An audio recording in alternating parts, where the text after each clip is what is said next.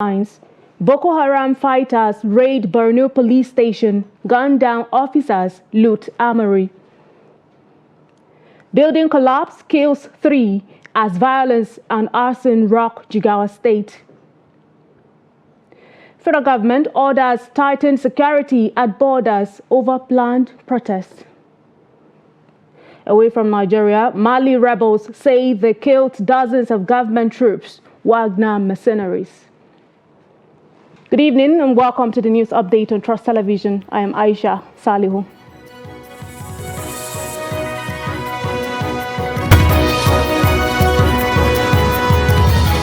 And now the news in detail. And we'll begin with a security update where suspected Boko Haram terrorists have attacked Jakana police station in Konduga local government area of Borno State, killing a policeman and a woman while cutting away arms and ammunition. According to security sources, the insurgents also set ablaze 2 patrol vehicles and a motorcycle. Reports say the attackers, who took the security operatives by surprise, arrived at the police station at around 1 a.m. and engaged in a gun duel with the officers until 3 a.m. They overpowered them and gained access into the police station and looted arms and ammunition and destroyed 2 patrol vehicles. Chairman of Konduga local government area, Abbas Ali Abari, confirmed the attack, promising to provide details as soon as he gets them. Borno Police Command is yet to speak on the attack. And to a sad development, a devastating building collapse and outbreaks of violence and arson have rocked Chigawa State, leaving a trail of death and destruction in their wake. According to a press release signed by the Police Public Relations Officer, Chigawa State Command, DSP Lawan Shisu Adam, a building collapse resulted in the 3 fatalities and 4 injuries. In a separate incident, a suspected case of cattle rustling sparked a violent disturbance in the villages of Meikambo and Balalashe Garke local government area, leading to the burning of 5 houses and injuries to 6 people. The police command has arrested 2 suspects in connection with the violence and is working to restore order in the affected areas. In a bid to prevent further breakdowns of law and order, the command has called on individuals planning to organize protests or gatherings from August 1 to submit their itinerary.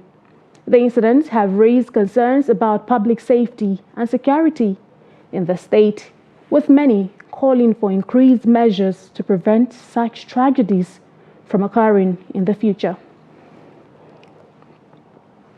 Still on security matters, the federal government has ordered tightened security at the country's border owing to the planned nationwide protests over the prevalent economic hardship in Nigeria.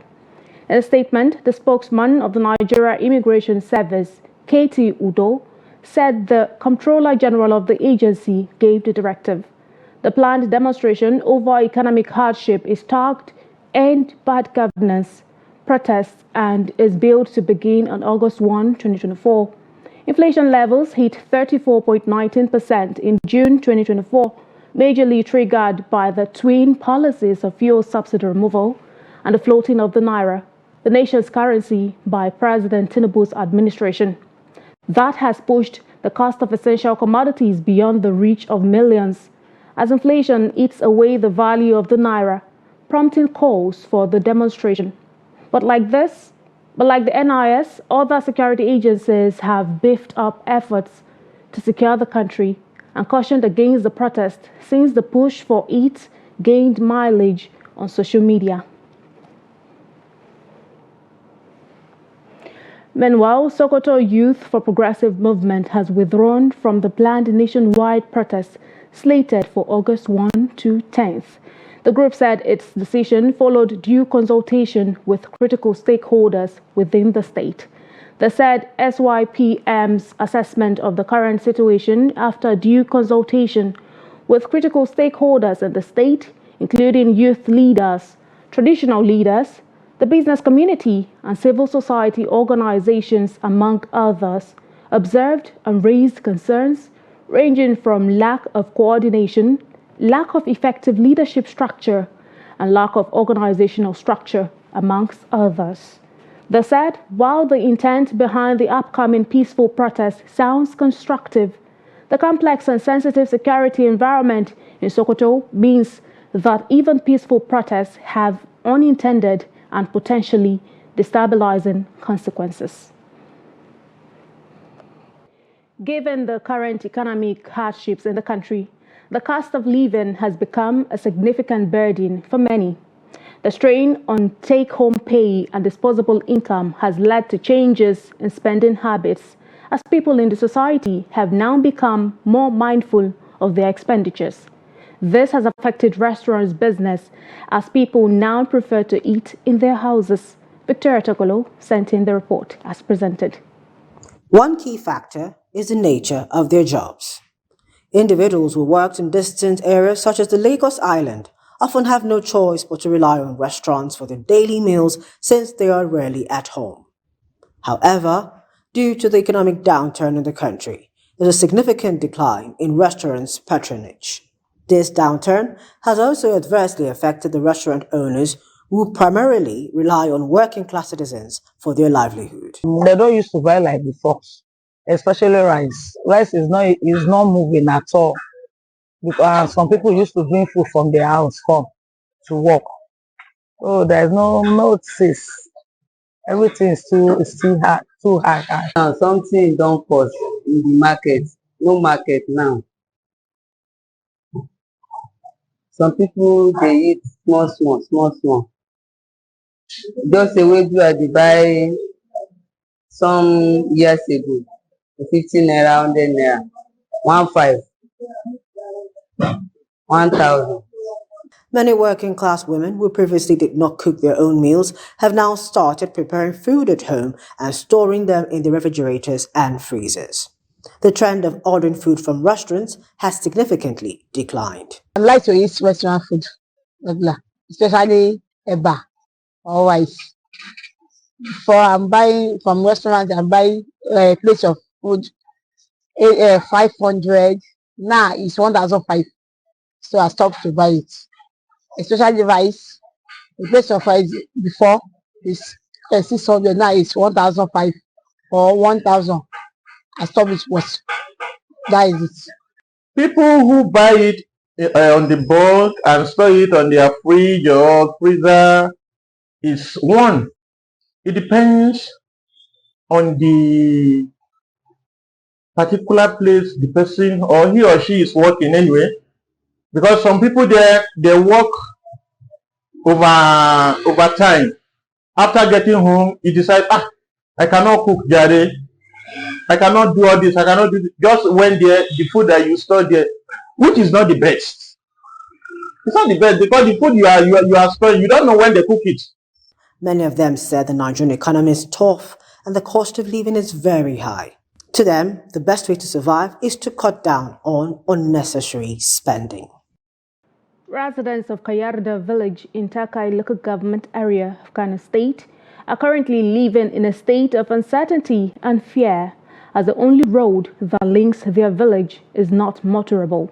Kayarda, about 120 kilometers away from Kano metropolis, is the last of one village on a string of 7 villages towards the borders of Kano with Bauchi State. Trasivis Salim Umar, who visited the village, reports that due to the bad conditions of the road, the people of Kayarda have been cut off from basic amenities for decades. The report. Passing through these villages, the road has been in a state of dilapidation, which subjects the road users to always suffer. What remains of the bad non-motorable roads ends at a point in Pajewa, cutting off the next villages. Residents in this area are lamenting that they have been yearning for the road to be extended for decades, as the situation leads to loss of lives and properties. This road is an old road, but it has not been given attention and it leads to many towns and villages. Speaking about the situation, the lead coordinator, Southern Take Development Forum, Saleh Alhaji Mikaela, said while they keep reaching out to the authorities concerning what they see as their biggest challenge, their efforts has been in vain. We have reached out to the authorities times without numbers, but the outcome is still not positive. This bridge has been under construction since 5 months ago. They came and started like they will do it, and within a short period of time, but unfortunately they packed all their equipment and left without doing anything. We have lost lives here. Those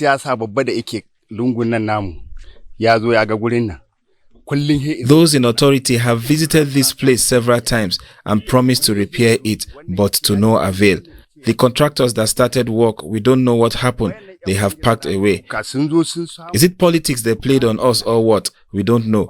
We are appealing to all those that are responsible for fixing this place to do so, please.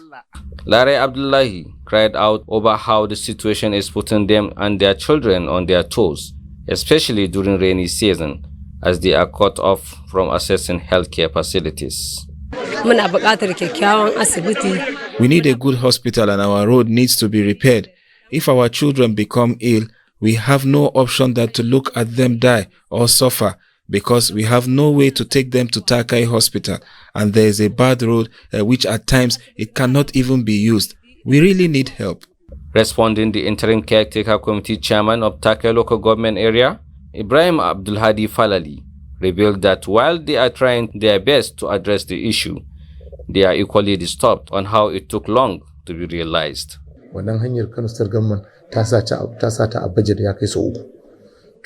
About the road, it was in the budget for 3 times and still it's in the budget.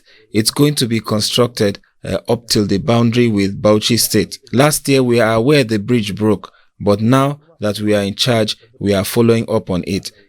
A contractor has been reached out to. He came here and they started. We are not aware of what happened and they stopped, and we inquired about it.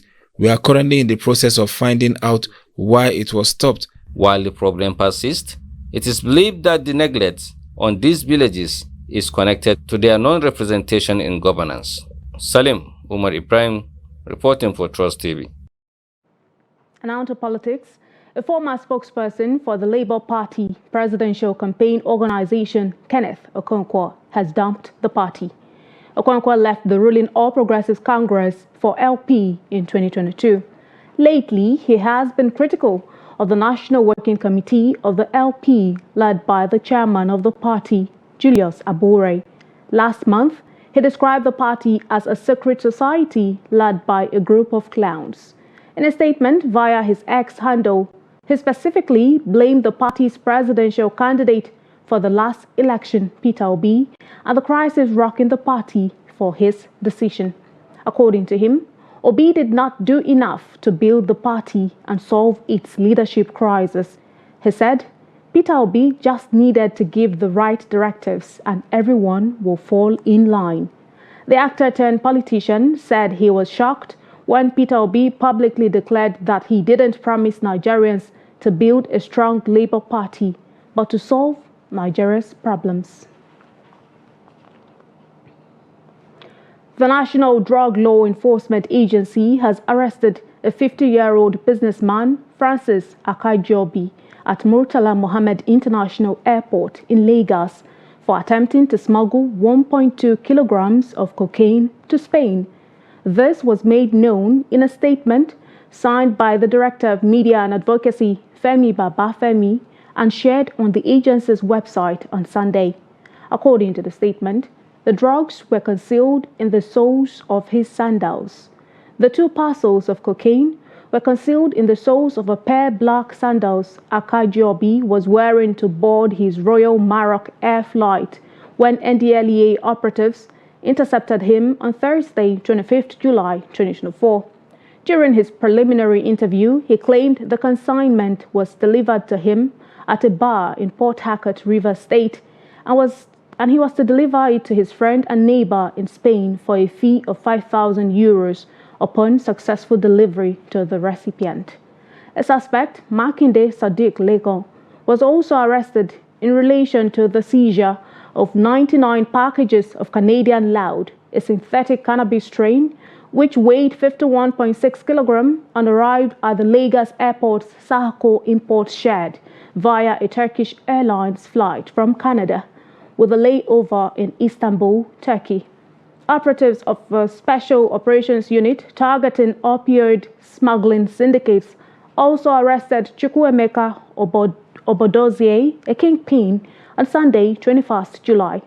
He was caught at Sele bus stop along the Oshodi-Apapa Express Road in Lagos with 100,000 tablets of tramadol, 225 milligrams in 2 bags.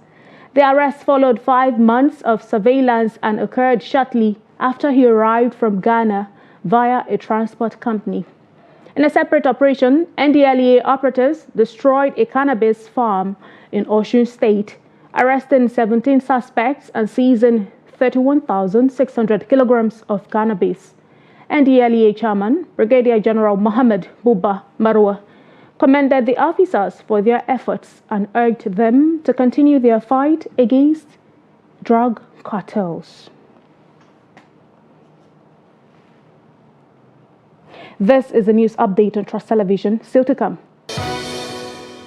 Gombe craftsmen lament negative impact of government policies on the ancient business. We'll bring you more news when we return. Please stay with us. Welcome to Trust TV, your gateway to the captivating essence of Nigerian history, culture, and society. And this is where the hydroelectric power dam is supposed to be constructed. Delve into the depths of Nigeria's past with our insightful documentaries unraveling the intricacies of ancient civilizations and colonial influences that have shaped the nation's identity. Immerse yourself in the vibrant Nigerian traditions and customs as we showcase the diverse cultural landscape. The early history of human existence can be traced to the heart of northern Nigeria. Here, archaeologists found evidence of a group of people who sculpted clay and developed tools to smelt iron. From lively festivals to time-honored rituals, Trust TV encapsulates the spirit of Nigeria's dynamic heritage.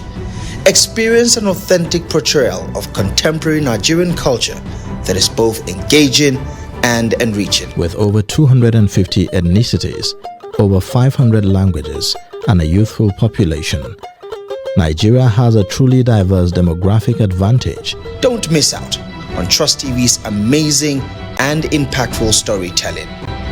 Trust TV, documenting the Nigerian story.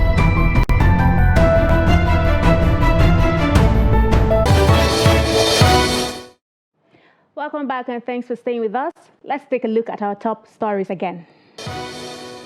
Boko Haram fighters raid Borno police station, gun down officers, loot armoury. Building collapse kills 3 as violence and arson rock Chigawa State. Moving on to more stories. As economic hardship bites harder, Gombe craftsmen said the federal government policies is affecting the cost of importing raw materials. They said, while trying to curb the significant low patronage, some government policies are aggravating their suffering as most of them are thinking of alternative means of livelihood. Hassan Koli has more. For many years, Dukawa was known for their various skills, including crafting guga, a traditional skin-made container designed to fetch water from a well. These craftsmen nowadays rely on importing old-tire tubes as their raw materials. However, some economic policies of the government is impacting negatively on their businesses, making some of them less productive, while others are completely going out of business. For decades, we have been crafting and trading guga here in line Dukawa of Gombe main market. We have passed through numerous challenges before, which we defied them to continue our journey. But this time around, we are in their economic crisis, worsened by government policies, which has caused prices to go up. In fact, one will say 10 to 13 million naira for a container worth only 5 million naira some years back, which makes it difficult for us to smoothly run our business. We did not have any supply since April this year because we will not be able to clear our containers and the ports. These policies has to be reviewed by the federal government because it is a threat to us and the government too. As you can see, most of my apprentices are just sitting here doing nothing. While Al-Hassan is struggling to adapt to the current conditions and maintain his craftsmanship, some of his colleagues are thinking otherwise. Well, we are having hard times in our businesses. Our raw material prices have skyrocketed. Something I used to buy for 3,500 naira in early 2023 is now 10,000 naira, a 300% price hike within a year and a half, which is unbearable for most of us. Additionally, our customers are not coming regularly to buy guga and ropes. They are complaining about the hike in price and transportation fares from their respective villages to Gombemen market. We are experiencing significant low patronage, and if the government did not reverse some of its harsh policies, we may abandon all of our ancient craft and look for alternatives to sustain our lives, because we all have families to feed. Abun in suka ce za su biya kuɗin mota su zo su koma din ba zai yiwu ba, dole su ma sai dai su ga su yi hakuri da abun da suka gani. They said interventions from government by way of policies adjustment will save their business from going into extinctions. From Gombe, Hassan Poli reporting for Trust TV. 214 persons were arraigned on Saturday in Asaba at the mobile courts for contravening the environmental sanitation laws. The task force and enforcement team went round Asaba and other parts of the state to ensure compliance. Trustee Vice Jonathan Awanyai monitored the exercise in Asaba and now reports.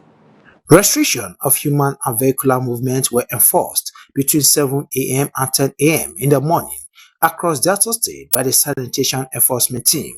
Within this period, 240 defaulters were arrested, including members of an illegal task force. Some were asked to pay fine, while others given manual labor.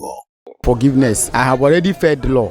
You understand? By after the work, I supposed to be in the market. They said I should supposed to be inside the market, but I have already fed law. I plead for forgiveness. I'm sorry. It will be normal if things are working out like this. At least every place will be highly sanitized, and people will really know that the government is working.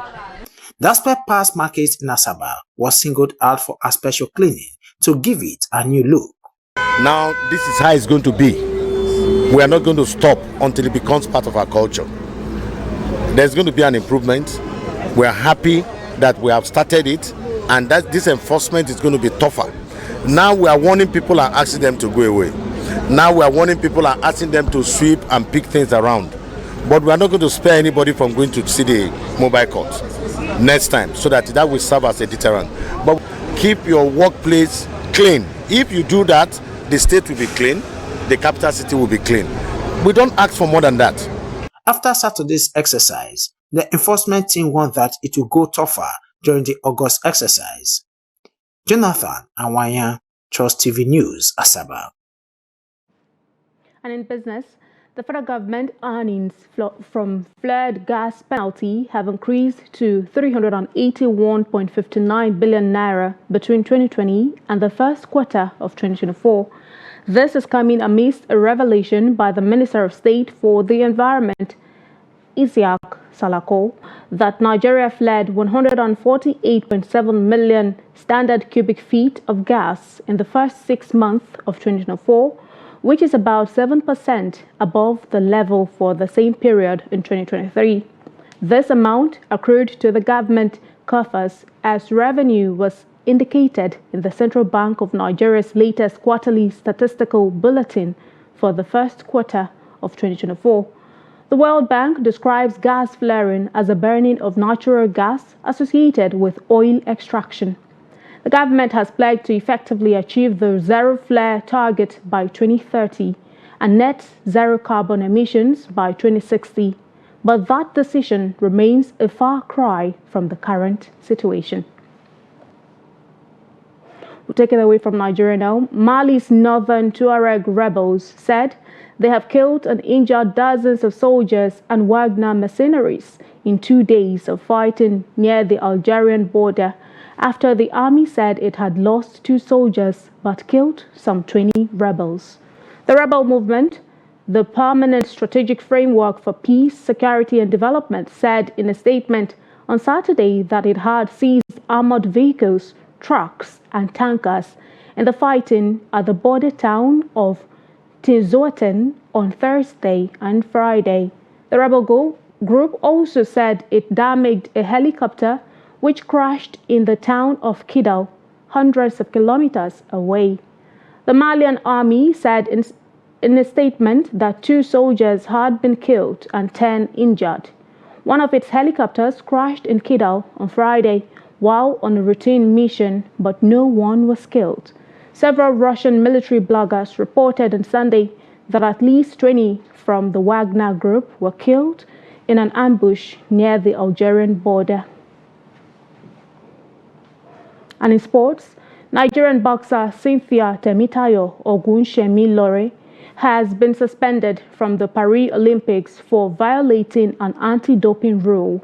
The International Testing Agency said Saturday that a sample collected from the boxer has returned an adverse analytical finding for the specified prohibited substance, furosemide. Furosemide is classified under diuretics and masking agents by the World Anti-Doping Agency. The sample was collected in Paris on Thursday, a day before the Olympics opening ceremony, and reported by a WADA-accredited laboratory on Saturday.